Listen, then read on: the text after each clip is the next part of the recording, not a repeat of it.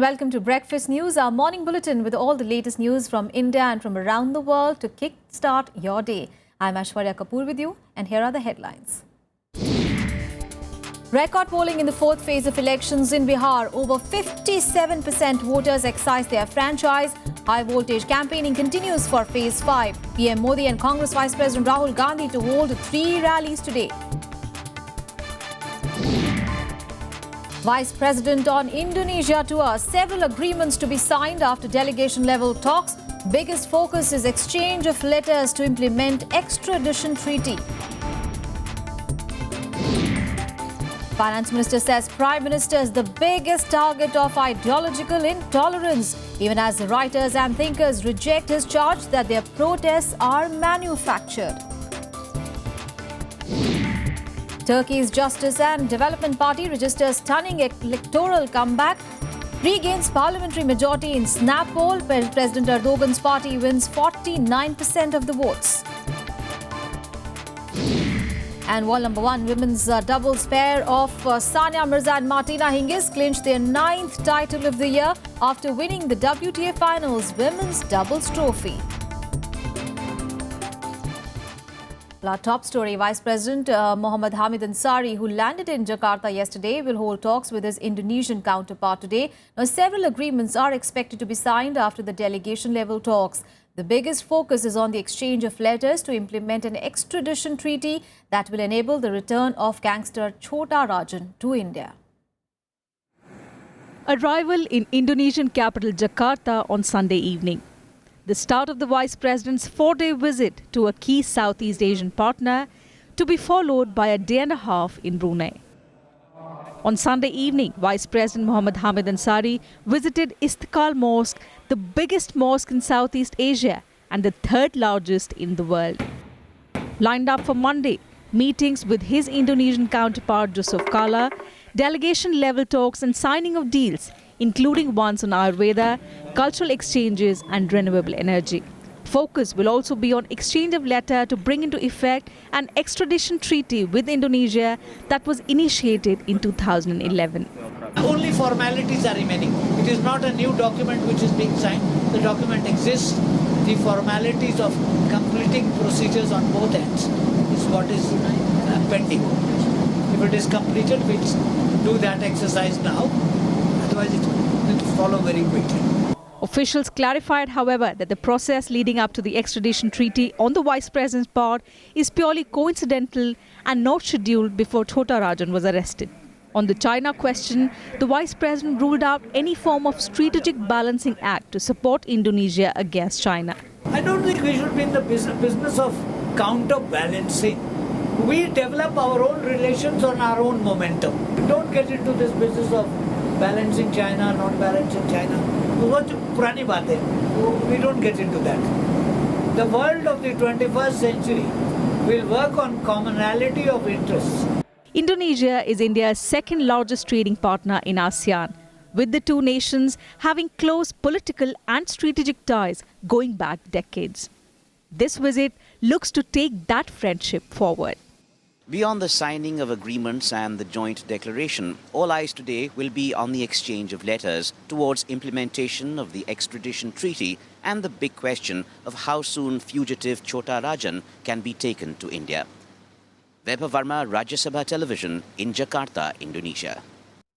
In fact, Vaibhav Verma is now joining us from Jakarta. Good morning, Vaibhav. Now, government there is stepping up efforts to bring back underworld Don Chota Rajan from Indonesia and therefore looking to complete formalities for a pending extradition pact. Tell us more. Well, a number of agreements are expected to be signed in a short while from now. Among them, one on Ayurveda between the Ayush Ministry of India and the similar ministry here in Indonesia. Also one on cultural exchange and one on renewable energy. Another process that was the extradition treaty process that was initiated in 2011. Letters are expected to be exchanged towards the extradition of Chota Rajan from Indonesia to India. We don't know yet how far, whether this will complete the process. The final green signal is likely to come from the PMO on the extradition treaty actually going through. But this will be a major step, definitely, towards the extradition of Chhota Rajan from Indonesia to India. Aishwarya. Weber, of course, Indonesia is a maritime neighbor. It is also the biggest ASEAN country, which actually really fits into India's Look East and the East Act East policy. So this is going to be a very significant visit in that aspect as well. Oh, yes, absolutely. As you said, Indonesia is India's second largest trading partner in ASEAN. The strategic and political ties go back several decades, right to the 1960s. And then the historical and cultural ties go back much further than that. So, yes, this is just obviously a very, very important bilateral visit, one of several that have been carried out since 2000 and actually underlines the close relations between India and Indonesia. Weber, after Indonesia, now Ansari is going to visit Brunei from 4th of November, which would be the first ever vice presidential trip to that country. Tell us about that visit as well. Yes, the Brunei visit will actually be the first ever high-level visit from India to Brunei. Vice President Ansari spoke on his way here of the importance of Brunei in the ASEAN as well as India-Brunei ties. He actually said that lack of any high-level visits so far is actually an accident rather than design as such. Vice President will be having meetings with the Crown Prince there as well as the Sultan. And I mean, as of now, the India-Brunei relationship, the trade relationship is worth just about $1 billion. So that's not very high. And it is expected that, things will pick up further after this visit. All right, Weber. Thank you so much for those details. We'll keep coming back to you. As a number of key agreements are likely to be signed between India and Indonesia today. And of course, important among them would be the exchanging of notes on extradition pact. We'll keep getting you updates on that story. And now let's talk about Bihar in our special segment, Verdict 2015.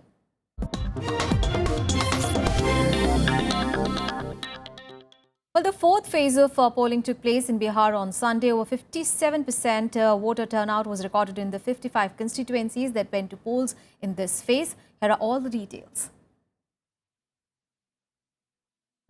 The penultimate phase of elections in Bihar saw voters turning out in large numbers. Over 57% voting was recorded in the 55 constituencies on Sunday, the highest of the four phases. Polling was largely peaceful, barring a few minor incidents of violence. Fourth phase of general elections to Legislative Assembly of Bihar passed off peacefully, barring few minor incidences. Average is 57.59. For last assembly election, it was 54. Voters queued up at many polling stations even before they opened. As the day progressed, the pace picked up. हमारा मुद्दा यही है कि लोगों को रोजगार मिले और विकास हो। महिलाओं की सुरक्षा है कि वो चाहिए, बिजली है, पानी है, हर चीज की सुविधा चाहिए। Enthusiastic first-time voters waited eagerly to exercise their voting right. बहुत उत्सुक थी। कल से मैं सोच रही थी कि कौन से पार्टी के लिए वोट देना है। सिंस मैं यहाँ पे रहती नहीं, मैं स्पेशली वोट देने के लिए बिहार आई थी। काफी उत्साहित है, उत्साह के साथ हम मतदान करने आए। सुबह से ही यहाँ पे आके लगे हुए, लगभग 1.5 घंटे से हम आके लाइन में लगे हुए। The fourth phase covered 7 districts and was significantly the most crucial of the parties. In 2010, the BJP won 26 of the 55 seats, while the JDU emerged victorious in 24. Lalu Prasad's RJD won 2 seats. 3 seats went to independents. But the scenario changed this time. For the Grand Alliance, the RJD fielded candidates in 26 constituencies, followed by the JDU in 21 and the Congress 8. From the NDA, the BJP fielded its nominee in 42 seats, the LJP in 5, and the HAM and RLSP in 4 seats. With the completion of the fourth phase, voting has been completed in 186 seats. The final leg of polling will take place on 5th of November for the remaining 57 seats.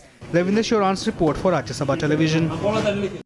Well, even as the fourth phase elections were taking place in the state, now political parties were making all-out efforts to reach out to the voters ahead of the final phase, that is on 5th. And the NDA had its star campaigner, Prime Minister Narendra Modi, addressing two key rallies. Campaigning for the fifth and final phase of elections in Bihar, Prime Minister Narendra Modi addressed two rallies in Madhubani and Madhepura on Sunday.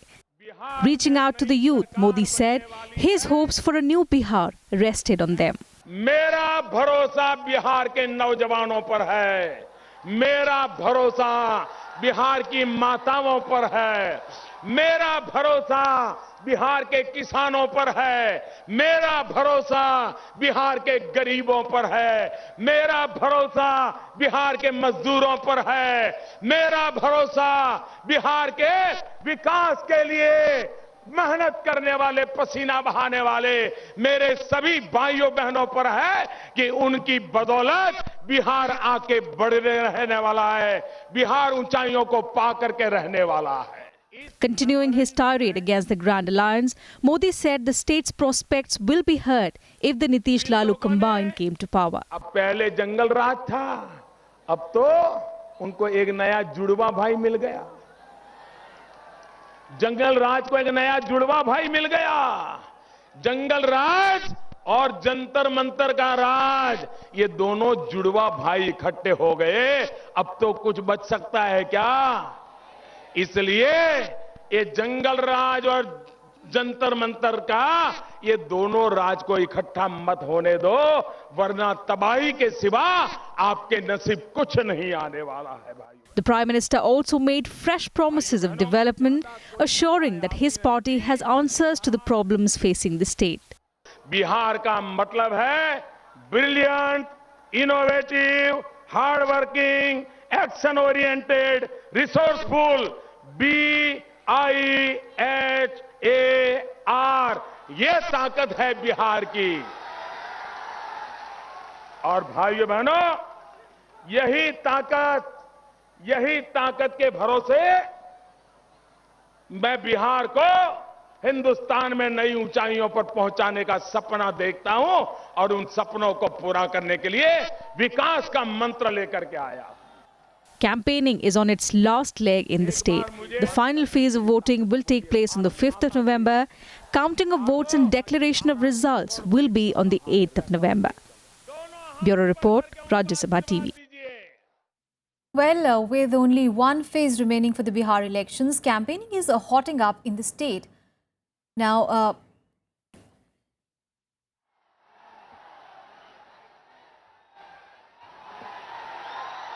Prime Minister Narendra Modi will be addressing three rallies today. These rallies will be in Purnia, Phobsganj in Katihar district and Darbhanga. The Prime Minister held two rallies on Sunday at places going to polls on the final phase on 5th of November. On the other hand, Congress Vice President Rahul Gandhi will address three rallies. And the rallies will be held in Araria, Purnia, Amar and Katihar's Korha. Campaigning for the final phase will end tomorrow. 57 constituencies in 9 districts will go to polls on 5th of November with a total of 827 candidates in the fray. The counting of votes for the state polls will be held on 8th of November, that is Sunday. And the Election Commission has issued show-cause notices to BJP President Amit Shah, Congress Vice President Rahul Gandhi and RJD Chief Lalu Prasad over their comments during various rallies in the state. The EC show-cause to Shah was over his comment that if the BJP loses in Bihar, crackers will go off in Pakistan. The Commission said that prima facie the statement has a potential of disturbing harmony and aggravating the existing differences between social and religious communities. Shah now has time till 3 p.m. on 4th of November to explain his stand. Show-cause notices have also been issued to Congress Vice President Rahul Gandhi and RJD Chief Lalu Yadav.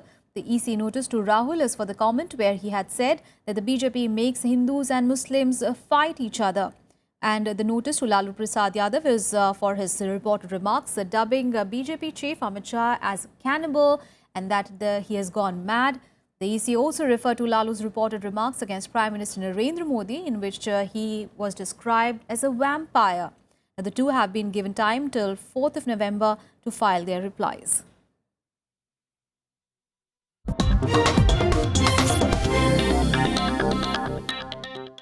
And in In other news, Home Minister Rajnath Singh has asked writers and scientists to come and meet the Prime Minister and give suggestions over their claims that there is a rising intolerance in the country.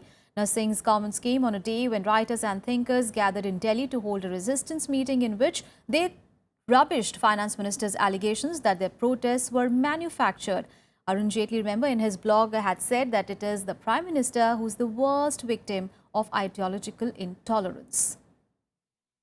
Finance Minister Arun Jaitley hitting back at the Congress and left thinkers. Jaitley in a blog blaming them of practicing ideological intolerance towards the BJP. Jaitley also saying that many Congress and left thinkers and activists are unable to come to terms with the fact that the BJP is in power. Also saying that the Prime Minister has been the worst victim of ideological intolerance. These comments coming at a time when writers, filmmakers, scientists, historians and some industry leaders have been raising their voice and protesting against what they say is rising intolerance in the country after several instances of communal violence. But a quick resort to bans will chill all debate, as anyone and everyone will be anguished by ideas they dislike. It is far better to improve the environment for ideas through tolerance and mutual respect. Let me explain. Actions that physically harm anyone or show verbal content for a particular group so that they damage the group's participation in the marketplace for ideas should certainly not be allowed. The writers, on the other hand, have dismissed Jaitley's statement calling their protests a manufactured revolt. At a meeting called Pratirodh, held in Delhi, they said when the president, business leaders and even common people are voicing their concern, then the protests cannot be manufactured. इससे कम से कम इतना तो हुआ कि ध्यान आकर्षित हुआ इस मुद्दे की ओर, और इस मुद्दे की ओर भी ध्यान आकर्षित हुआ कि लेखकों में बेचैनी है. अब अगर आज की राजनीति को और सत्ता को लेखकों, कलाकारों, वैज्ञानिकों, बुद्धिजीवियों की इस बेचैनी को संबोधित करने का कोई इरादा नहीं है तो खुदा खैर करे. Home Minister Rajnath Singh, reacting to recent events of writers returning their awards, has said targeting the Prime Minister is beyond comprehension. इस विषय को लेकर प्रधानमंत्री को टारगेट करना, सरकार को टारगेट करना, यह हमारी समझ के परे है. लेकिन यदि ऐसा किसी को लगता है तो मैं समझता हूं कि उनके सुझाव आमंत्रित हैं. The opposition has been targeting the centre for not doing enough to rein in elements spreading discord. Why is everybody saying about the growing intolerance? It's obvious that the country, from Modi to Modi, everybody is saying that the country is going to be derailed if this kind of BJP RSS politics continue. And Mr. Jaitley doesn't see that. And he believes that there is intolerance against Mr. Modi. It is not only ridiculous. I think Mr. Jaitley is trying to be more Catholic than the Pope. The protests by thinkers and activists began with writer Nayantara Sahgal returning her Sahitya Academy Award. Several writers followed suit, prompting the government to question the motive. Bureau Report, Rajya Sabha TV. And in Breakfast News, we'll take a very short break. We'll be back with more news. Stay with us.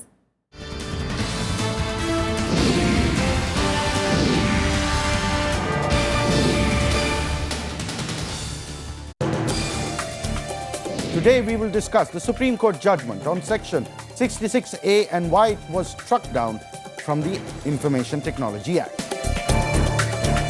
I personally feel that 66A was a sword hanging on the heads of every citizen of this country. Political dissent, informed views, high level of communication, which is the bedrock of an open and democratic society. The funny thing is that new laws are being created to restrict our freedom as opposed to grant us greater freedom, which is what you would expect from a maturing society. Watch Law of the Land, Sunday 10 p.m. and Monday 8:30 a.m. on Rajya Sabha television.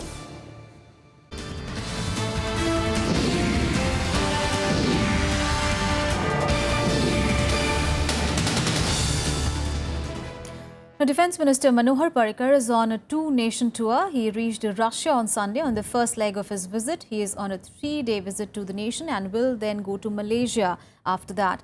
He is on a Russia visit to set the stage for Prime Minister Narendra Modi's visit to the nation in the month of December. During his visit, Parrikar will co-chair meetings with his counterpart Sergei Shoigu and is also scheduled to visit a shipbuilding research institute. Now, during his visit, Parrikar is expected to discuss several major defence acquisitions, including the acquisition of a long-range air defence system and purchase of utility and medium-lift helicopters to things that are topping his agenda. The two countries are also likely to discuss the fifth-generation fighter aircraft deal, besides leasing the second nuclear submarine to India. The agreements on these regards are likely to be signed during PM Modi's visit. And news from Delhi, well, Chief Minister Arvind Kejriwal said on Sunday that if the guilty of the 1984 anti-Sikh riots had been punished, incidents in Gujarat and Dadri would not have happened. Now, Kejriwal's statement came as he distributed the compensation cheque of 5 lakh rupees to the victims of the anti-Sikh violence on the 31st anniversary of the riots. Now, attacking the central government, Kejriwal said that the centre had ordered constitution of a special investigation team to probe the riots because it was afraid that the guilty will be brought to book once his government took charge. He further added that intolerance and hatred was thriving in the country because those perpetrating it were protected by those in power. In August, the Delhi cabinet had decided to distribute enhanced compensation cheques as announced by the central government last year. The BJP has called Kejriwal's actions as measures to gain vote bank.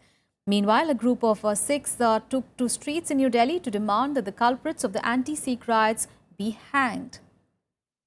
अगर 1984 के कत्लेआम करने वाले लोगों को कड़ी से कड़ी सजा मिल गई होती तो दोस्तों इस देश के अंदर गुजरात कभी ना होता, इस देश के अंदर दादरी कभी ना होता, इस देश के अंदर किसी की हिम्मत नहीं होती धर्म के नाम पे लोगों के बीच में नफरत घोलने की. And the 5th India-Norway Joint Commission meet is set to begin from today. A delegation led by Norway's foreign ministers Borge Brende will meet Foreign Minister Sushma Swaraj in Delhi. India and Norway look towards strengthening their bilateral ties by focusing on key sectors such as hydrocarbons, infrastructure and maritime security. Both the ministers are likely to deliberate on various regional and multilateral issues of mutual interest as well. India and Norway enjoy close and friendly relations with each other, and with this meet, it is expected to take the multifaceted bilateral relations to new heights. And a look at what else is making news from across the country in the day ahead. After military veterans, now retired paramilitary officials will hold a dharna at Jantar Mantar in Delhi on the one rank, one pension issue. The veterans are demanding benefits and other privileges under the ex-serviceman category. An association of former officials of forces like CRPF, BSF, ITBP, CISF and SSB will hold the sit-in for implementation of their demands, which they say have been waiting for over a decade now. The first phase of Kerala civic polls will begin from today. Over 1 crore voters are expected to exercise their franchise in 7 districts. In the first phase, a total of 31,161 candidates are in the fray. The polls are considered as semi-finals before next year's assembly elections in the state. Polls in the remaining 7 districts will be held in the second phase on 5th of November. A Delhi court will hear a plea in former Union Health Minister A. Ramados' graft case. On 7th of October, the CBI court ordered framing of charges against Ramados and 2 others in 2 separate corruption cases. The 2 cases relate to alleged favours being shown by Ramados and other accused to a private medical college. And now our top international focus. Well, Turkey's long dominant Justice and Development Party, that is AKP, has scored a stunning electoral comeback, regaining its parliamentary majority in a snap poll. The party, founded by President Erdogan, won over 49% of the votes, enough to form a government on its own. Now, the result is being seen as crucial for the future of the troubled country. After the win, PM has urged political parties to work together on a new constitution which aims to include executive powers for the presidency. Sky lit by fireworks, celebrations in Turkey. Strongman President Recep Tayyip Erdogan tightening his grip on power. His ruling Justice and Development Party, or the AKP, swept back to power with a convincing victory in the national elections, winning 49.4% of the vote, easily enough to form a government on its own. However, it fell 14 seats short of the amount needed to call a referendum on changing the constitution and increasing the powers of President Erdogan. Sağlıklı bir seçim sistemi için, verimli ve şeffaf bir hükümet yapılanması için, bürokrasinin siyasete ayak bağı olmadığı bir Türkiye için, meclise giren bütün partilere yerli ve milli bir anayasa yapma çağrısında bulunuyorum. The high-stakes vote took place amid tension and violence after the inconclusive June poll in which AKP had failed to secure an outright majority for the first time since coming to power in 2002. Experts say that despite the victory, going will be tough for the Prime Minister. Since June's poll, ceasefire with Kurdish militants has collapsed, the war in neighbouring Syria has worsened, and the country recently witnessed 2 suicide bomb attacks linked to the Islamic State. Whether Mr. Erdogan will drop his dreams of a new regime, presidential regime, without checks nor balances, how they will tackle the Kurdish issue, how they will tackle the economic problems, because Turkey is at the end of the road, how they will tackle the entire delinquescence of the Turkish bureaucracy, how they will tackle the education system and research and development, etc., etc. The result also saw violence in the mainly Kurdish southeastern city of Diyarbakir, after support for the pro-Kurdish opposition fell perilously close to 10% threshold needed to enter parliament. However, Western allies hope the country's vote would not only help restore stability and the confidence in country's economy, but will also allow Ankara to play a more effective role in stemming the problems of migrants entering Europe via Turkey and help in the battle against Islamic State. Bureau Report, Rajya Sabha TV. And now an update on Russian plane crash in Sinai. Well, so far 164 bodies have been recovered, with several even miles away from the twisted and blackened remains of the Russian airliner Airbus A321. The scattered wreckage of the plane were found strewn several miles away in rugged terrain. Cleared one thing, that at least the plane broke mid-air at a higher altitude. And this has prompted authorities to speculate on whether it was a sudden mechanical failure or a mid-air explosion. Now, parts of the crashed jet fell over an area about 8 kilometers long and 4 kilometers wide. The Russian flight carrying 224 people on board crashed in Egypt's Sinai Peninsula on Saturday, just 23 minutes after taking off from Red Sea resort of Sharm el-Sheikh, bound for St. Petersburg. Now, it remains unclear what caused the Russian flight to drop off radar. Russian media said that the pilot reported technical problems and requested a landing at the nearest airport. This is before the plane went missing, but Egyptian authorities disputed that claim, saying that air traffic control recordings don't show any distress calls. Both Egypt and Russia also dismissed the ISS claims of bringing down the passenger jet. Первый осмотр он показал, что ни одну из версий мы исключать сейчас на данном этапе не можем. Будем работать по всем направлениям. Now some good news coming in from the world of sports. Well, world number 1 doubles pair of Sania Mirza and Martina Hingis clinched their 9th title of the year after winning WTA Finals women's doubles trophy on Sunday. The top seeds beat the Spanish 8th-seeded pair of Garbine Muguruza and Carla Suarez Navarro 6-0, 6-3 in the lopsided summit clash. And this was the second consecutive WTA Finals title for Sania after she won it with Cara Black last year. The Indo-Swiss are now unbeaten in 22 matches, a winning streak stretching back 6 tournaments. And this has been a superb year for the pair as they finished with 9 titles, including Wimbledon and the US Open. And on that happy note, it is time to wrap up the breakfast news. Thanks so much for your time.